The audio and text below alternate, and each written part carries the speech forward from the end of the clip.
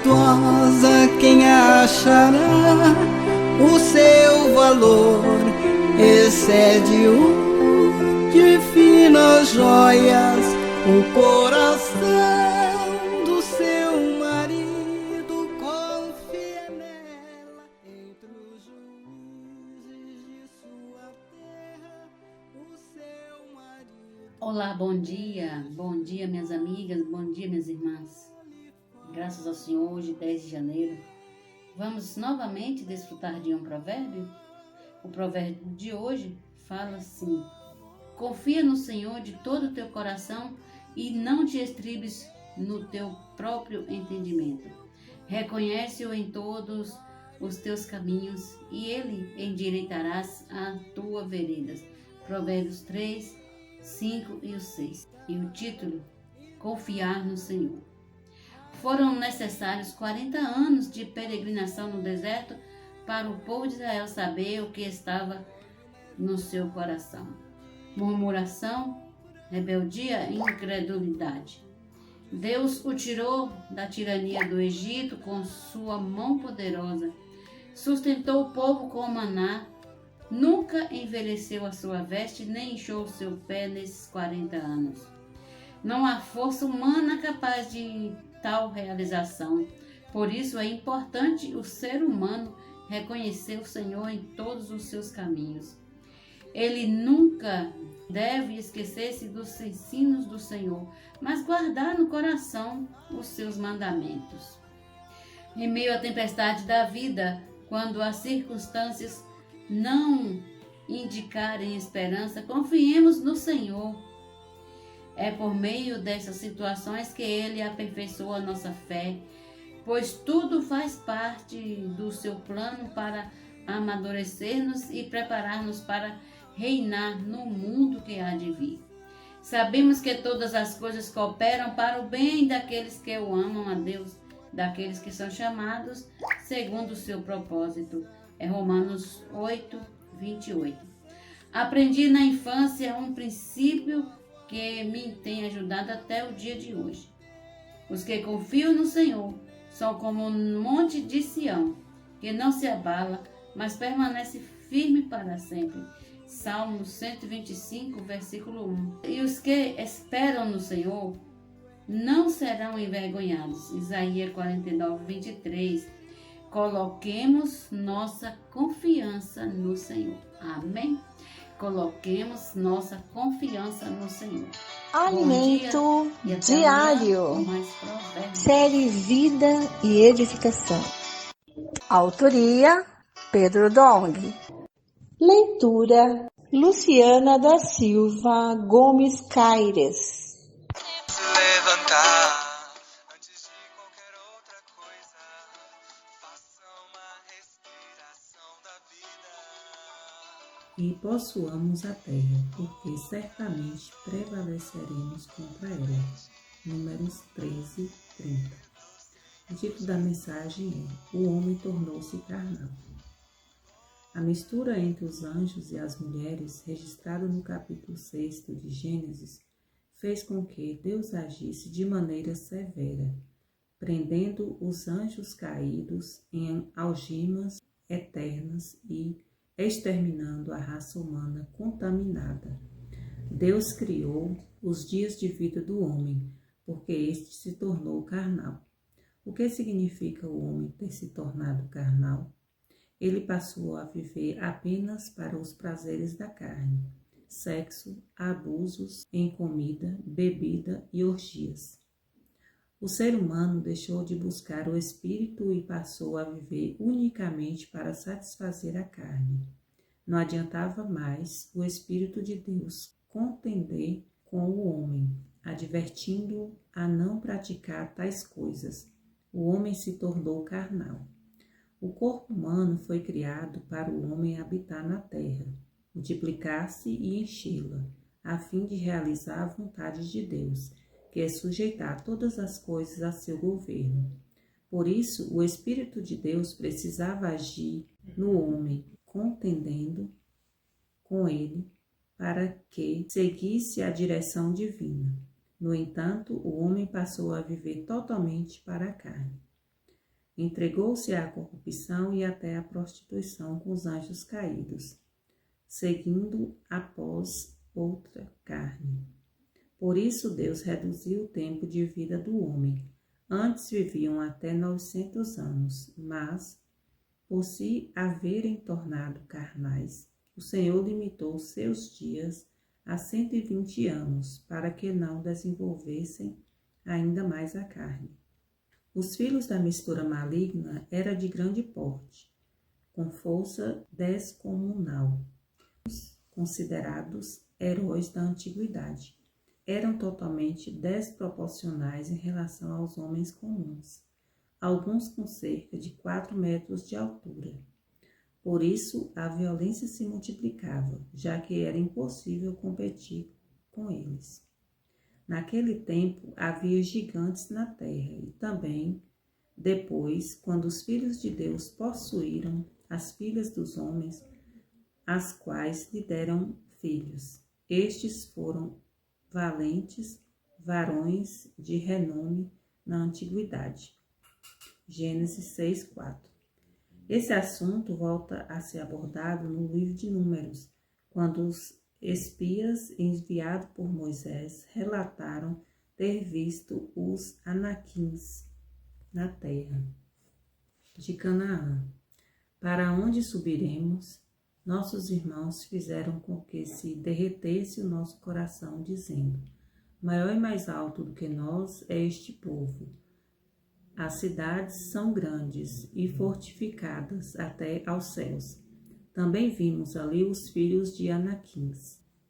Esses eram os Nefilins, os gigantes. Por isso o Senhor se arrependeu de ter feito o homem na terra. E isso lhe pesou no coração. Gênesis 6:6. A corrupção não ficou restrita ao tempo de Noé. De alguma forma, depois do dilúvio, ainda surgiram gigantes. Por isso, ao entrar em Canaã, Israel encontrou os anaquins. A maldade dessas nações estava ligada à presença dos anaquins, frutos da mistura de espécies. Não é por causa de tua justiça, nem pela retitude de teu coração que entras a possuir a sua terra, mas pela maldade dessas nações, o Senhor, teu Deus, as lança diante de ti. E para confirmar a palavra que o Senhor, teu Deus, jurou a teus pais, Abraão, Isaque e Jacó.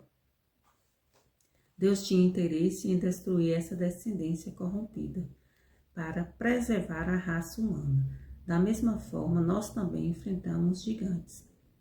Estamos entrando em nossa terra de Canaã, mas nossa luta já não é contra sangue e carne, e sim contra os principados e potestades do ar. Por causa desses descendentes de gigantes, os anaquins, é que Deus mandou Israel destruir todo aquele povo. O propósito das guerras de Israel ao conquistar Canaã era justamente eliminar os anaquins. Caleb foi valente nesse processo. Ele representa os servos fiéis, os intendentes do Senhor. Amado leitor, assim como Caleb perseverou em seguir o Senhor e recebeu Hebrom como herança, após derrotar os gigantes, nós também somos chamados a lutar contra os anaquins espirituais de nosso tempo, que são os principados e potestades, confiando que o Senhor estará conosco para nos dar vitória. Ó Senhor Jesus. Amém. Jesus é o Senhor. Oi, crianças! Vamos fazer lição no sábado? Quando coloco minha mente no Espírito, tenho vida e paz. Quando coloco minha mente no Espírito, tenho vida e paz. Tenho vida e paz. Quando coloco minha mente no Espírito, tenho vida e paz. Quando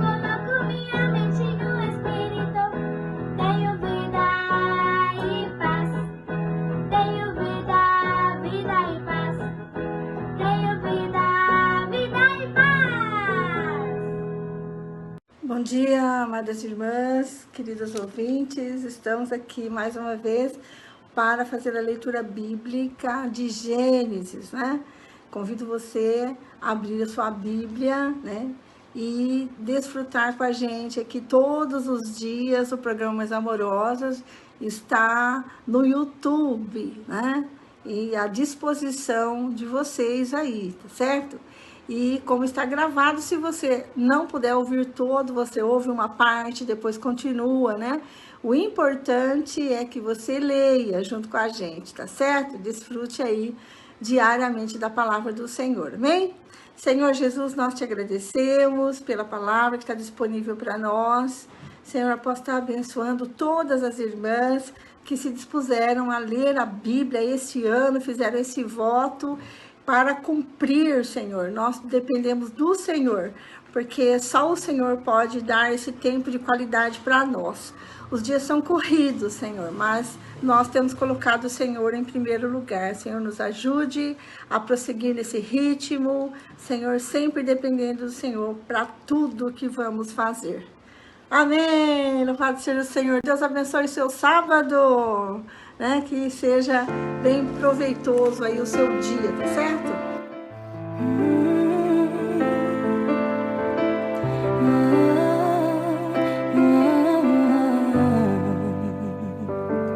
Tua sã palavra chove sobre mim e meu coração se abre para ti, como boa terra. Hoje vamos começar a ler o capítulo 23 e vamos até o capítulo 24, versículo 67, tá bom? Vamos lá, remindo o tempo porque os dias são maus, né? Vamos aproveitar bem o nosso tempo.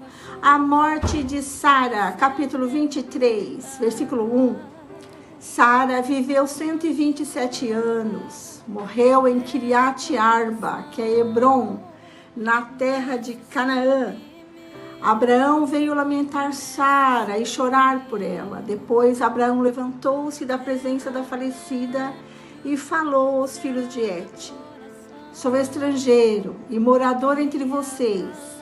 Deixe-me adquirir uma sepultura na terra de vocês, para que eu possa sepultar a minha falecida mulher. Os filhos de Et responderam a Abraão, dizendo: escute, o Senhor é um príncipe de Deus em nosso meio.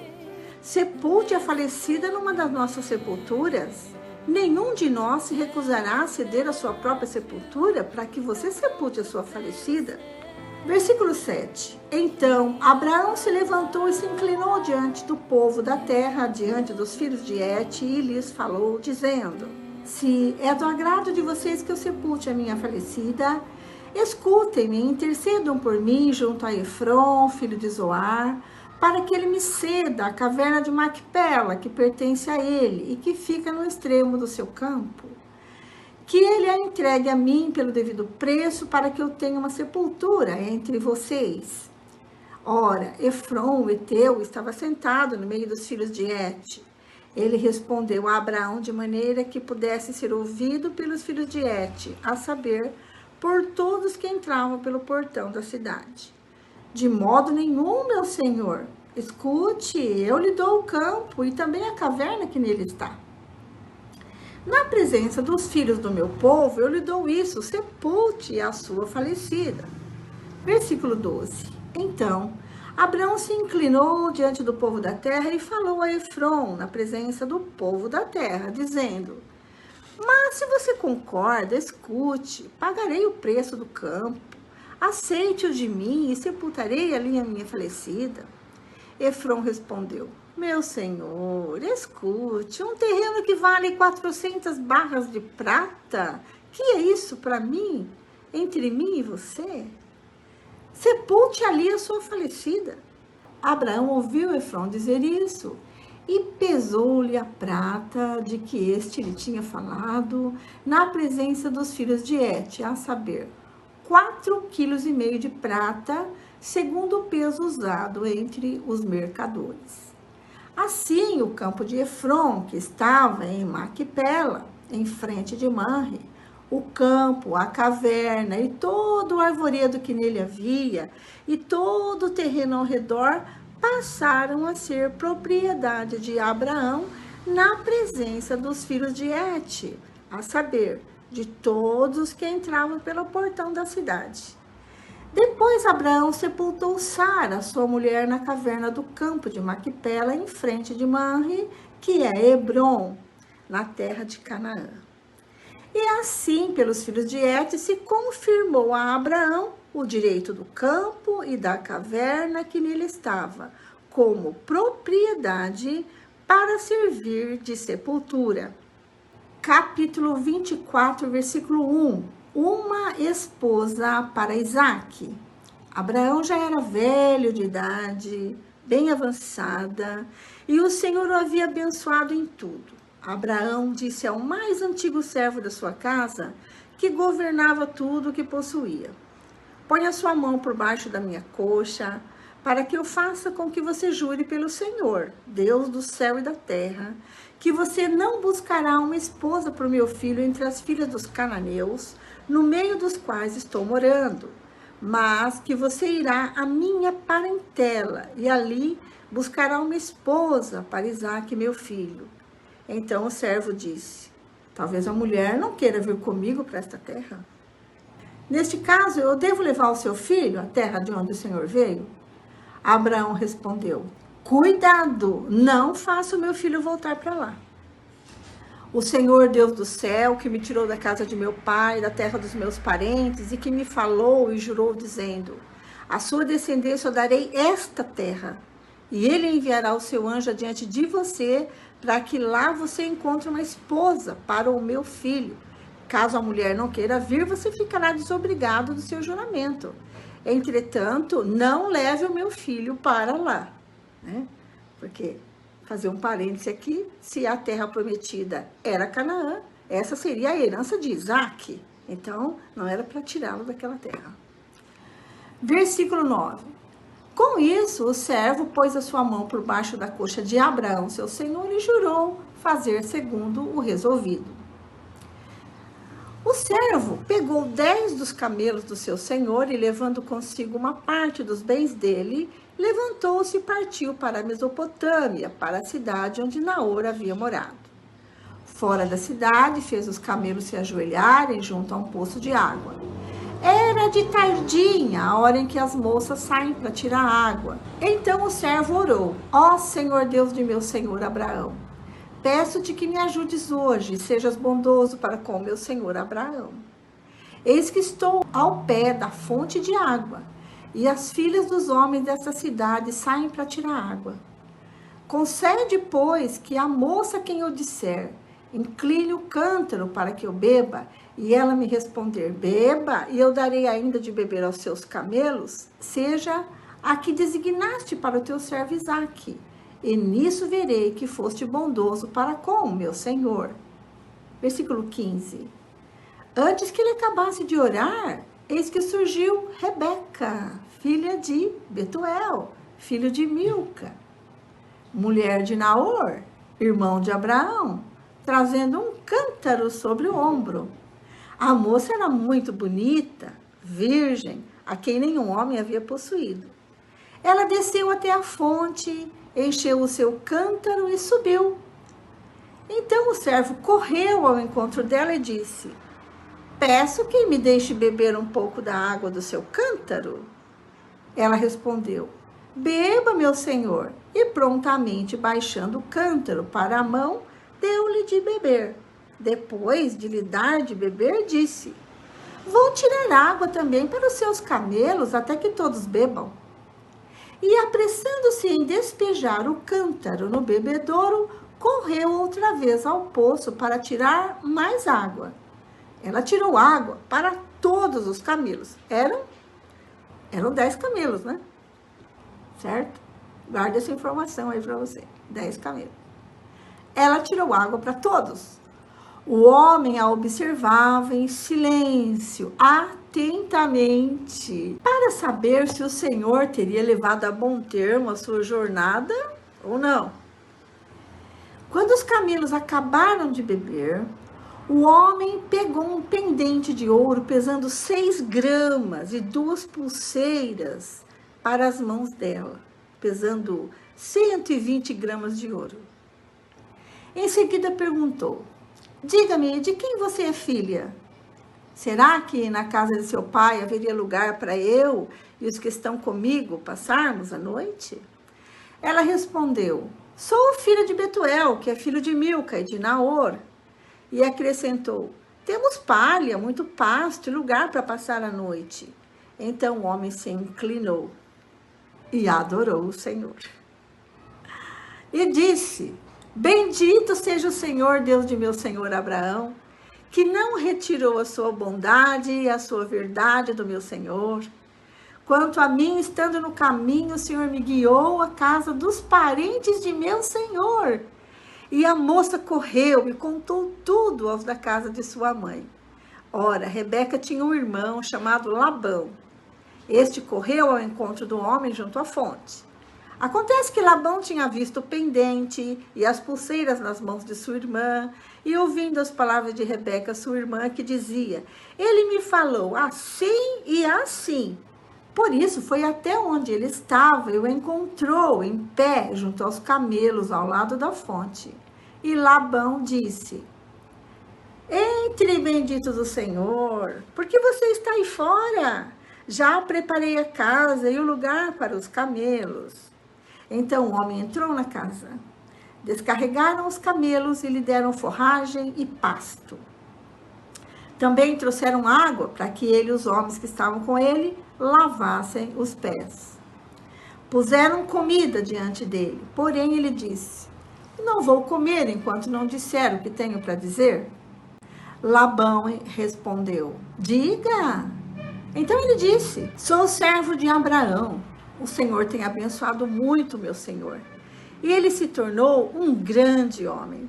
O Senhor lhe deu ovelhas e bois, prata e ouro, servos e servas, camelos e jumentos. Sara, mulher do meu senhor, já era idosa quando lhe deu à luz um filho, a quem o meu senhor deu tudo o que tem. E meu senhor me fez jurar, dizendo: não busque uma esposa para meu filho entre as mulheres dos cananeus, em cuja terra estou morando. Pelo contrário, vá à casa de meu pai e à minha família, e ali busque uma esposa para o meu filho. Respondi ao meu senhor: talvez a mulher não queira me acompanhar. Ele me disse: o Senhor, em cuja presença eu ando, enviará o seu anjo com você e levará ao bom termo a sua jornada, para que da minha família e da casa de meu pai você traga uma esposa para o meu filho. Você estará desobrigado do seu juramento, caso você for até a minha família e eles não quiserem dar a moça a você. Nesse caso, você estará desobrigado do juramento. Hoje, pois, quando cheguei à fonte, eu disse: ó Senhor Deus de meu senhor Abraão, leva a bom termo a jornada em que sigo. Eis-me agora junto à fonte da água.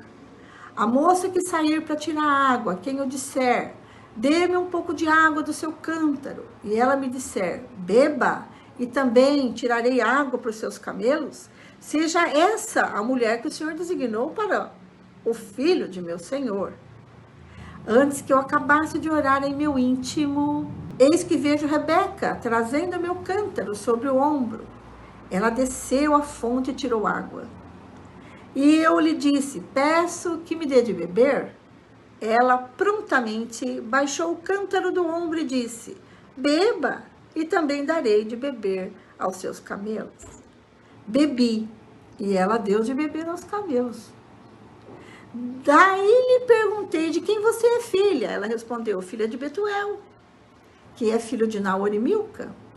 Então lhe pus o pendente no nariz e as pulseiras nas mãos. E prostrando-me, adorei o Senhor e louvei o Senhor, Deus do meu senhor Abraão, que me havia conduzido por um caminho direito, a fim de encontrar para o filho do meu senhor uma filha do seu parente.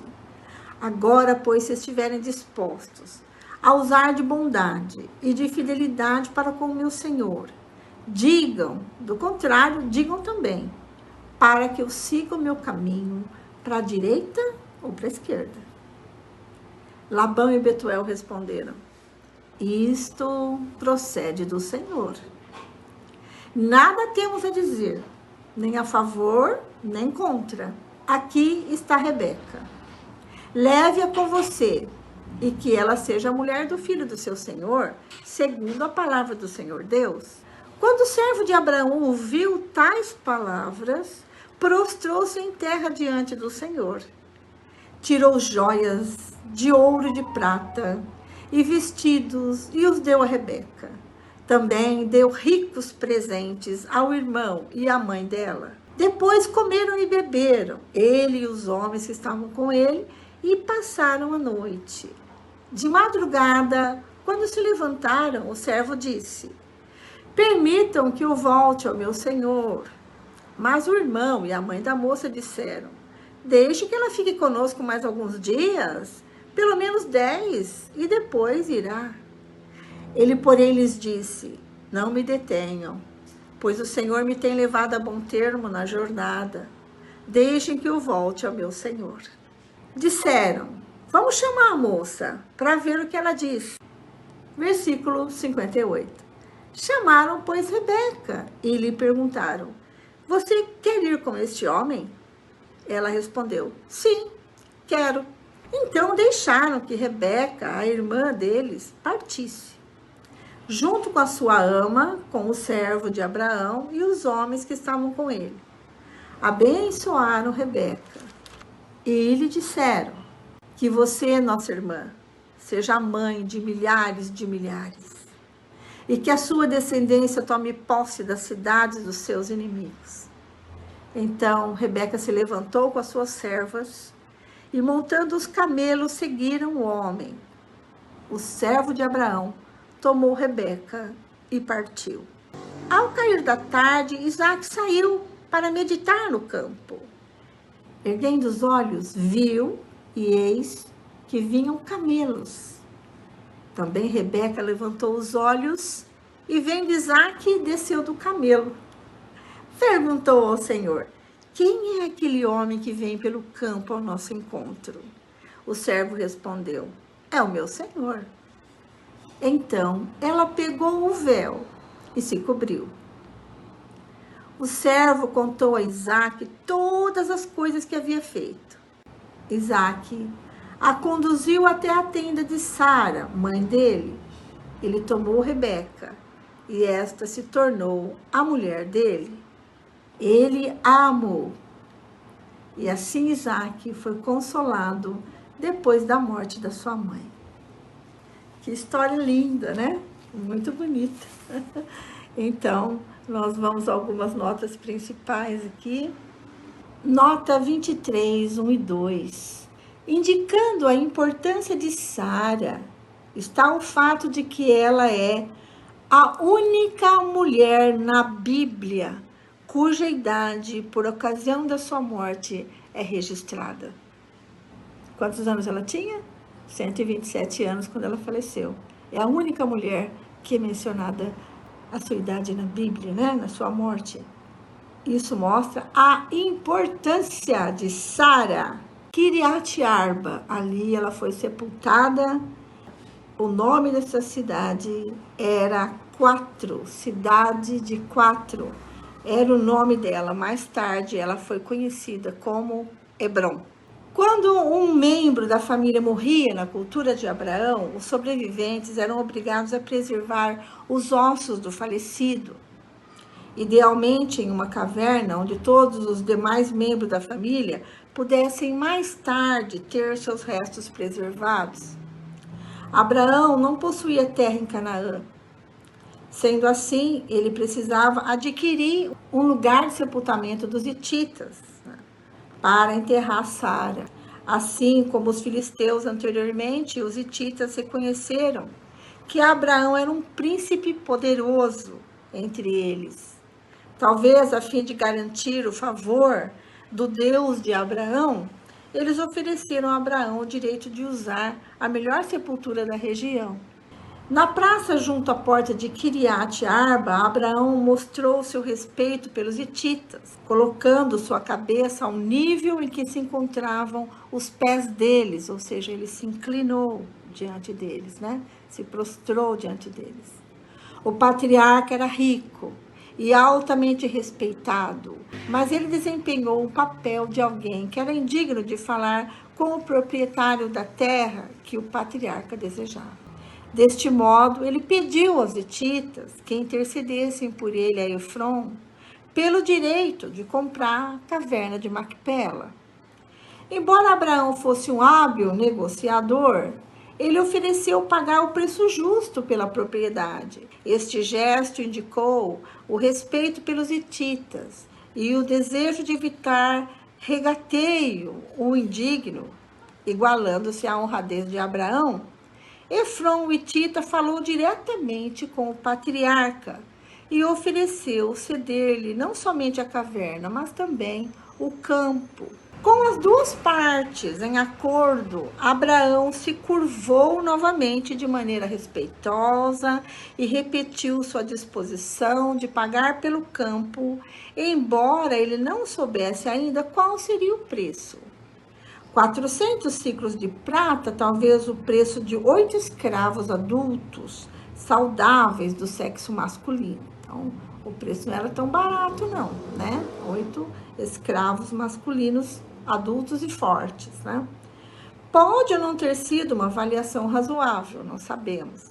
De qualquer maneira, Abraão concordou com o preço estipulado por Efron. A quantia representava um peso que no tempo de Moisés equivalia a 4,5 kg.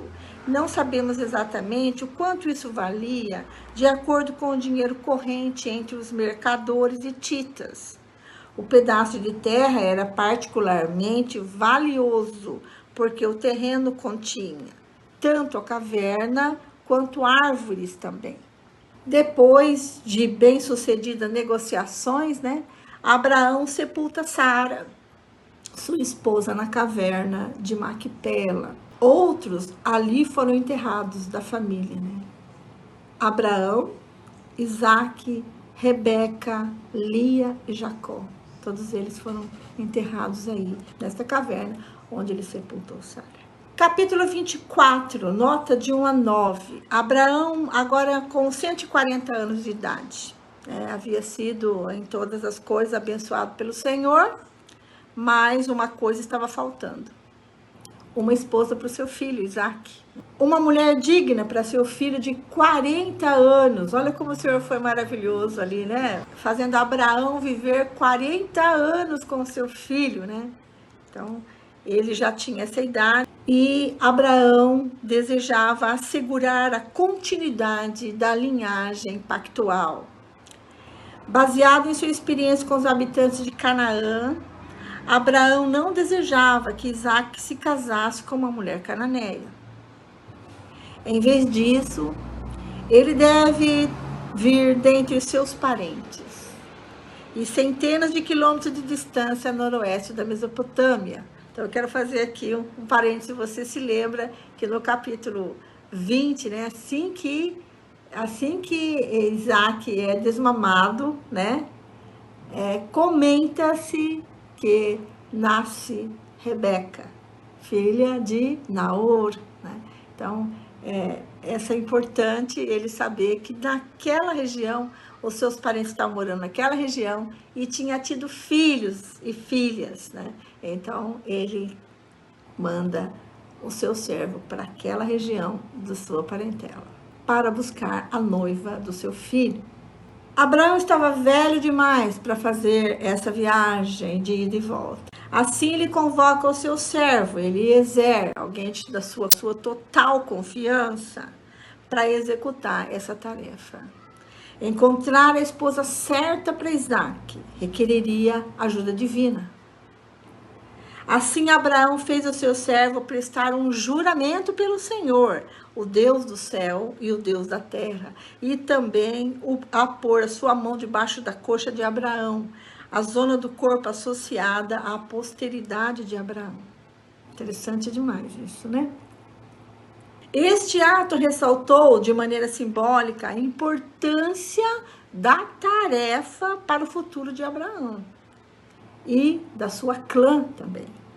Com grande fé e percepção profética, o patriarca prometeu que Deus enviaria o seu anjo adiante do seu servo Eliezer, para que ele pudesse trazer daquela tribo uma mulher para Isaac. Como parte da preocupação com a sua posteridade, Abraão também advertiu o seu servo para que não permitisse que Isaac abandonasse a terra prometida e com ela o pacto de Deus, indo ele próprio de volta para lá, para Arã-Naharaim. A terra prometida, ele estava morando em Canaã, era a terra prometida, mas ali habitavam os filisteus, né? Os cananeus. Então, ele já estava na terra, mas ele não estava sozinho na terra, tinha os filisteus e os cananeus ali. Então, ele percebe, não tem mulher para o meu filho aqui nesse lugar, tem que buscar na minha parentela. Então, ele manda o servo buscar. E você percebeu durante a leitura do texto que a mão do Senhor estava com o servo Eliezer, né? E ele então, baseado na experiência, né, que ele tinha do seu e do testemunho que Abraão tinha de orar ao Senhor, ele também ora ao Senhor, né? Ele ora ao Senhor, Deus de meu Senhor Abraão, né? Ele ora, depende do Senhor para achar essa esposa para seu Senhor, né? Nota 24, de 12 a 14. Estando na aldeia dos antepassados, no melhor horário e local para interagir com moças elegíveis, o servo ainda precisava da ajuda divina para realizar sua tarefa. Ele cria que Deus tinha escolhido uma jovem digna desta região para se casar com Isaac, e que Deus mostrava bondade com o seu Senhor. Então ele orou ao Senhor, sugerindo um teste de hospitalidade e serviço, né? Então, algo curioso aqui, eu quero que você preste atenção nisso, né? Quantos camelos eram? 10, né? Um camelo sedento pode beber 113 litros de água em 15 minutos. Uma vez que 10 camelos acompanhavam o servo, é possível que a jovem teria que ter tirado cerca de 1.130 litros de água, equivalentes a 1.130 quilos da fonte para passar no teste do servo Abraão. Foi Deus que fez isso ou não? Né? Que disposição, né? De Rebeca. Eu dou água para você e também para os seus camelos. Eu vou tirar aqui 1.130 litros de água para vocês. O Senhor é fantástico, né? O Senhor faz milagres aqui, né? Então, ele já vai percebendo, olha, eu orei isso e essa moça está fazendo assim. Eu pedi isso e essa moça está me dando água. Então, ele começa a observar, a analisar, né? A falar com Deus, né? Senhor, será esta? Nota 24, 15 e 22. Antes que o servo terminasse de falar, Deus mais que respondeu sua oração. Com a chegada de Rebeca, ela não era apenas neta de Naor, irmão de Abraão, ela também era virgem, mas também era muito bonita, muito formosa. Com cortesia e entusiasmo, ela passou no teste do servo. Como generosa recompensa por seu ato de bondade, né, ter dado água aos seus camelos, ele então dá um agrado para ela, que é um brinco de ouro, né, 2 braceletes de peso e 10 ciclos de ouro. Ela recebendo esse presente, né, vai conta para mais. Agora tem mais um teste aqui, vamos ver. Nota 23, 37. O servo recebeu as melhores respostas possíveis a outras 2 perguntas. Rebeca era de fato a filha de Betuel, sobrinho de Abraão. E os homens e seus camelos podiam se alojar com a sua família. Há um teste aqui de hospitalidade. Cheio de gratidão, o servo curvou sua cabeça e adorou ao Senhor. Senhor, é essa mesmo. Não tem outra não, é essa aqui. E o louvou dos seus atos de misericórdia, fidelidade, né? Ó Senhor Jesus. Que experiência do servo Eliezer, hein? Muito bom, hein? A fé dele cresceu aí com essa experiência. Nota 24, do 28 a 23. A generosidade do servo de Abraão gerou uma resposta à altura por parte da casa da mãe de Rebeca. O nível de hospitalidade oferecida por Rebeca e sua família igualava-se à hospitalidade que Abraão mostrou aos seus visitantes no capítulo 18, 3 a 8. Então, foi muito bem recebido, né? Foi muito bem recebida a comitiva aí do servo Eliezer. As notas são muito ricas, mas a gente não tem tempo de ler todas elas, né? Após contar tudo o que aconteceu, a oração, né? A necessidade do servo Abraão, o que ele prometeu a Abraão e também a saída dele para buscar essa esposa, a oração que ele fez, exigências que ele fez ao Senhor para que soubesse que realmente era essa mulher.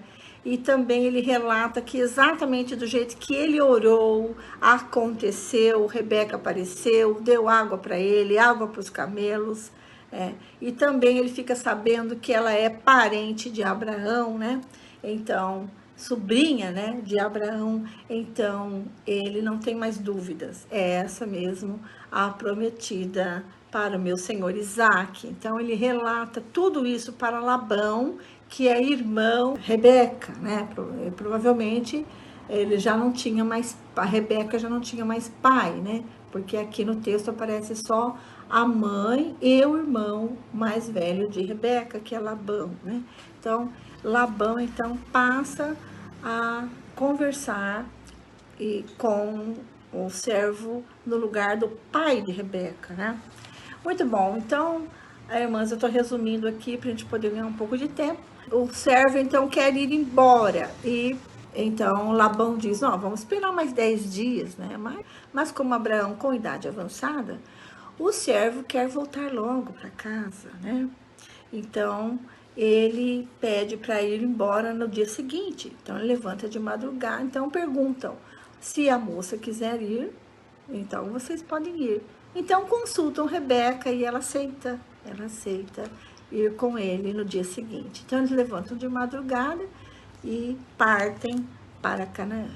Quando eles estão chegando, Isaque saiu para meditar, né? Para orar, provavelmente, né?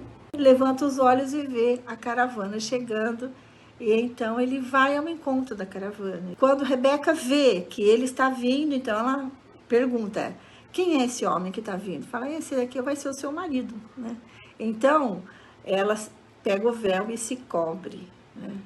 Então eu achei muito legal isso aqui, né? Porque o fato dela se cobrir, né, mostra que ela tinha o pudor, né? Então ela manteve-se ali coberta,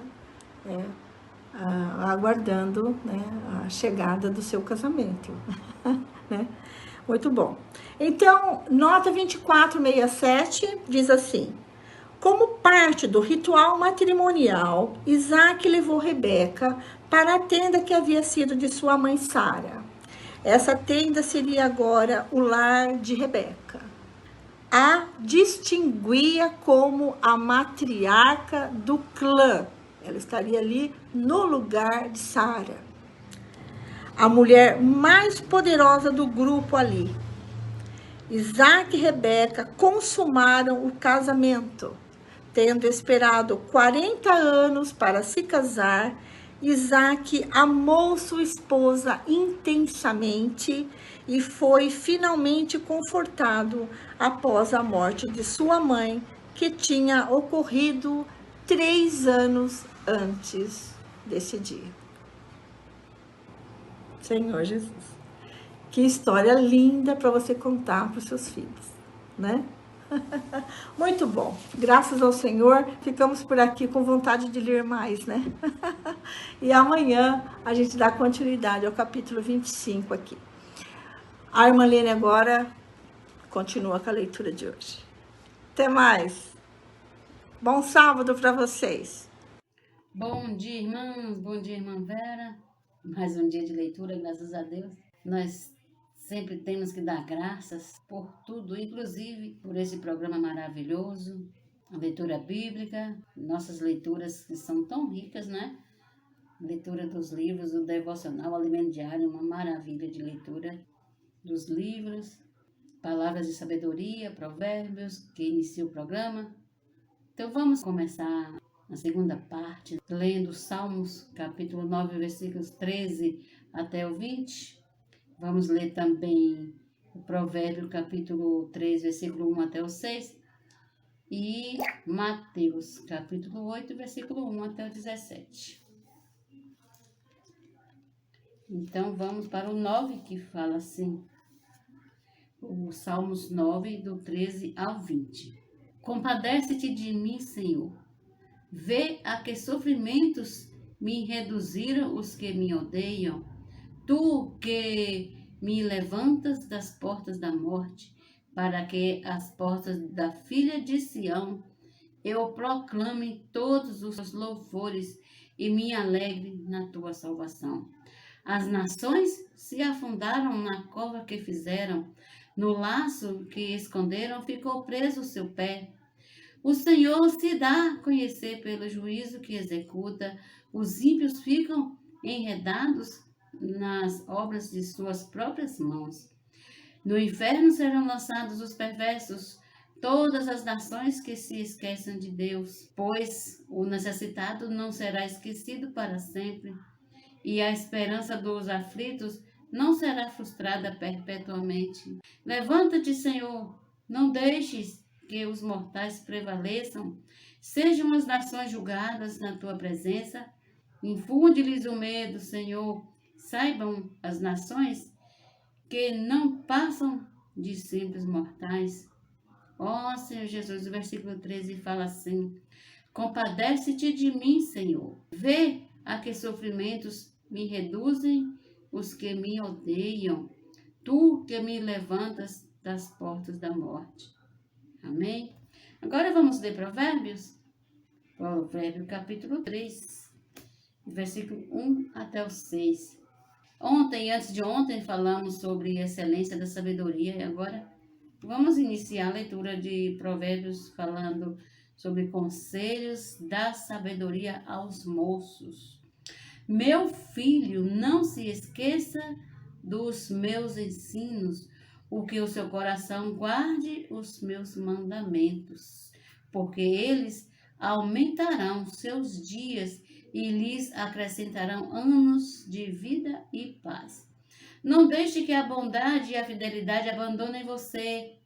Amarre-as ao pescoço, escreva-as na tábua do seu coração e você encontrará favor e boa compreensão diante de Deus e das outras pessoas. Confie no Senhor de todo o teu coração e não se apoie no seu próprio entendimento.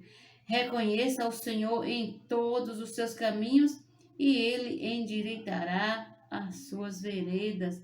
Amém? Confie no Senhor de todo o seu coração e não se apoie no seu próprio entendimento.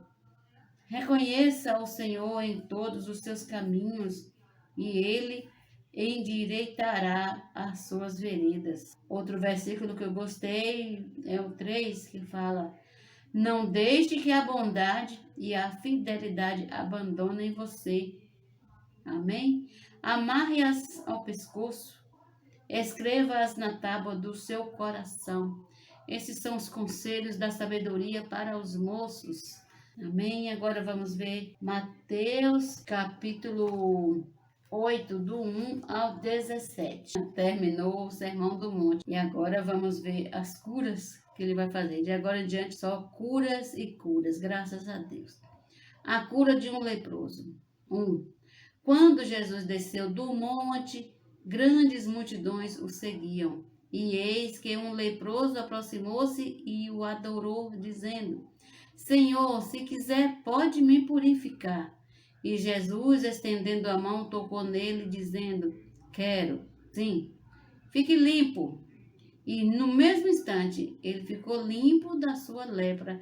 Então Jesus lhe disse: olhe, não conte isso a ninguém, mas vá, apresente-se ao sacerdote e faça a oferta que Moisés ordenou para servir de testemunho ao povo. Agora, a cura do servo de um centurião. Tendo Jesus entrado em Cafarnaum, um centurião se aproximou dele, implorando: Senhor, o meu servo está na minha casa de cama, paralítico, sofrendo horrivelmente.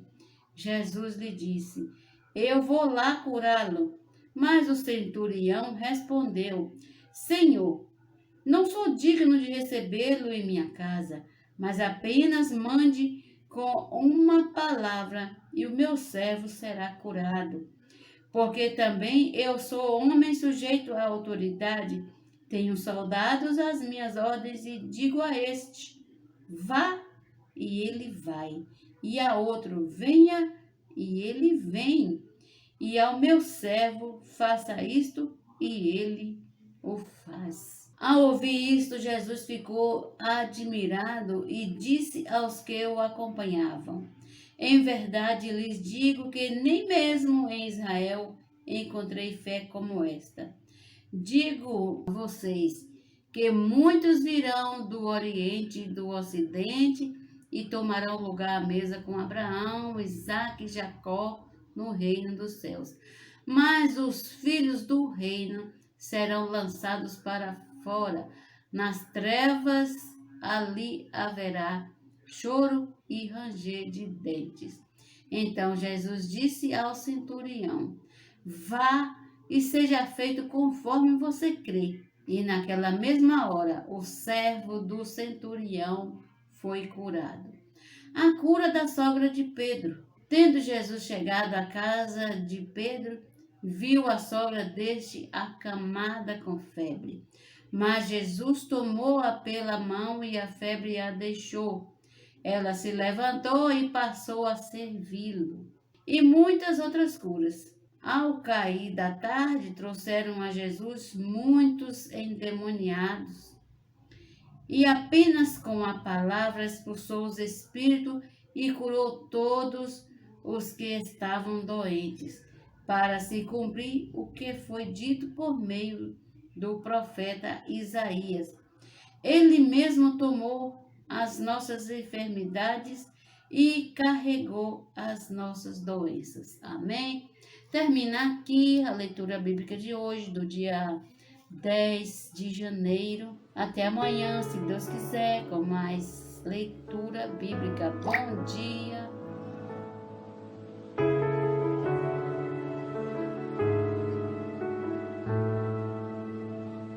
Eu ouço a tua voz a me guiar em meio à escuridão, faz brilhar.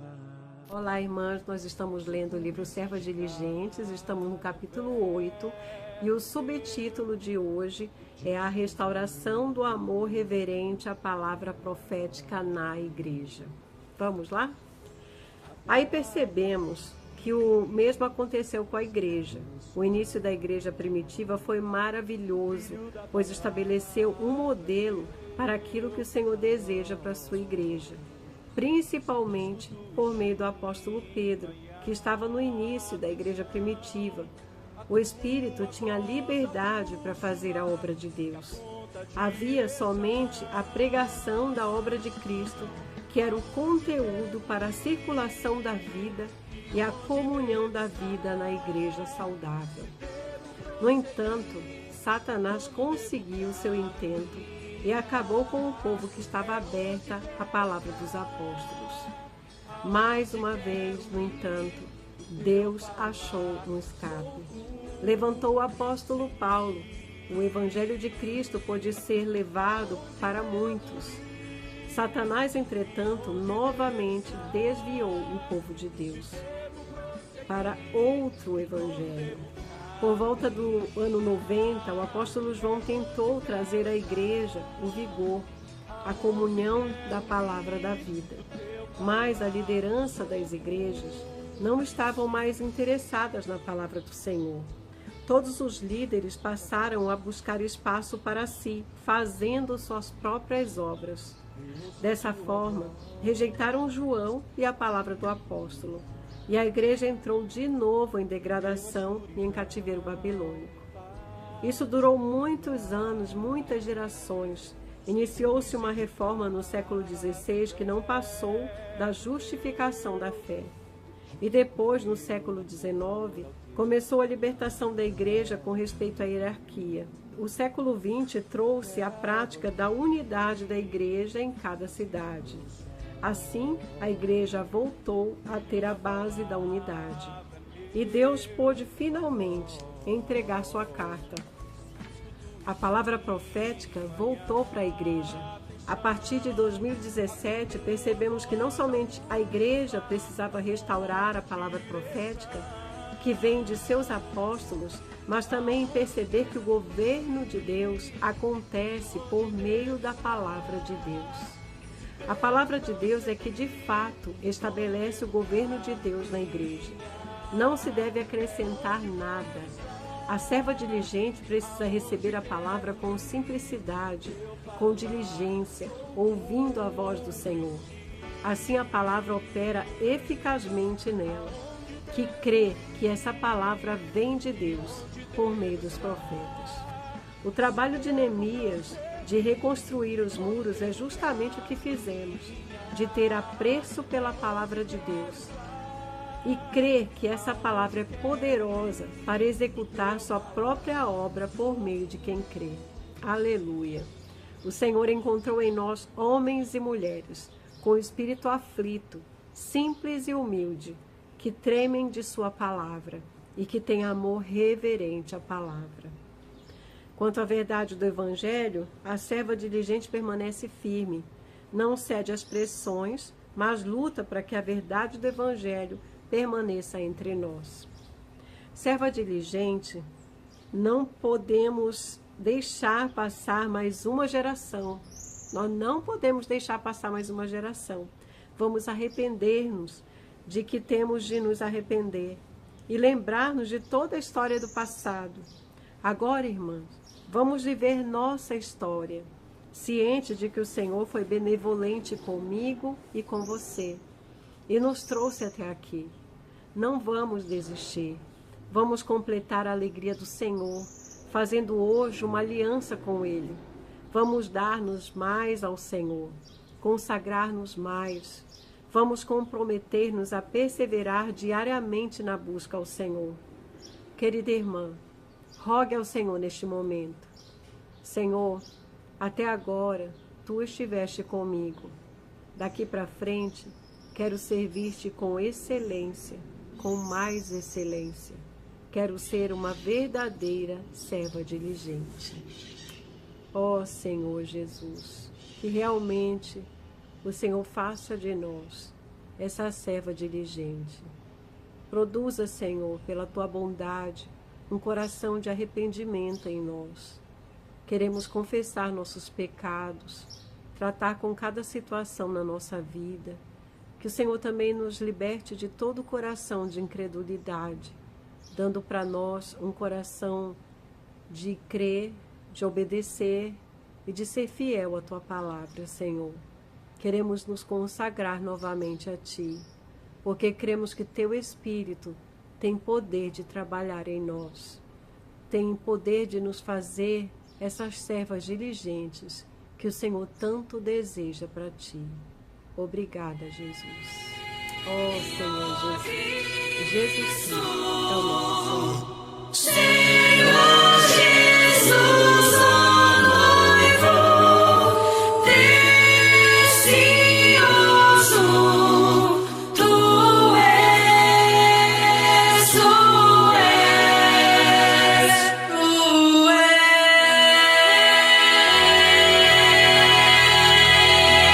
és, meu Senhor, noivo meu.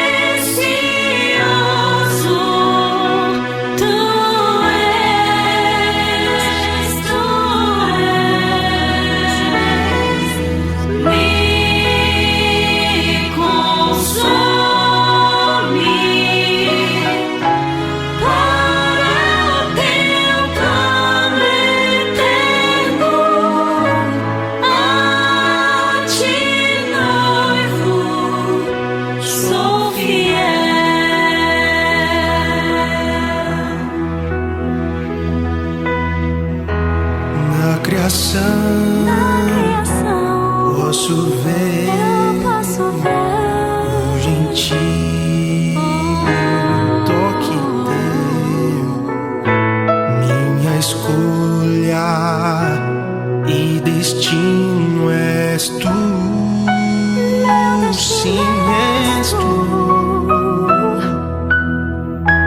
Toma então tudo aqui, digo amém, seja assim, meu amado, volta logo enfim.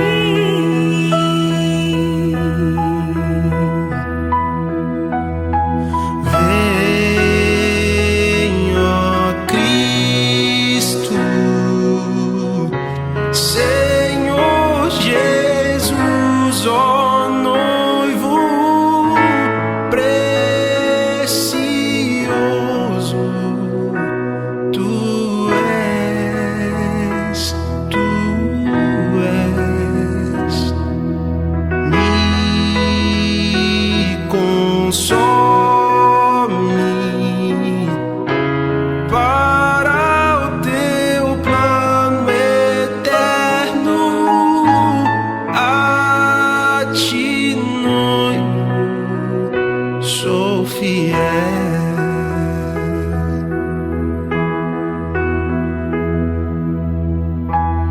Teu amor me tocou em meu ser interior. Não resisto mais a ti, Senhor, meu Senhor. Meu amor dou a ti e aos irmãos, noiva aqui, minha escolha eu declaro a ti. Te amo, Senhor. Vem, ó Cristo, Senhor Jesus.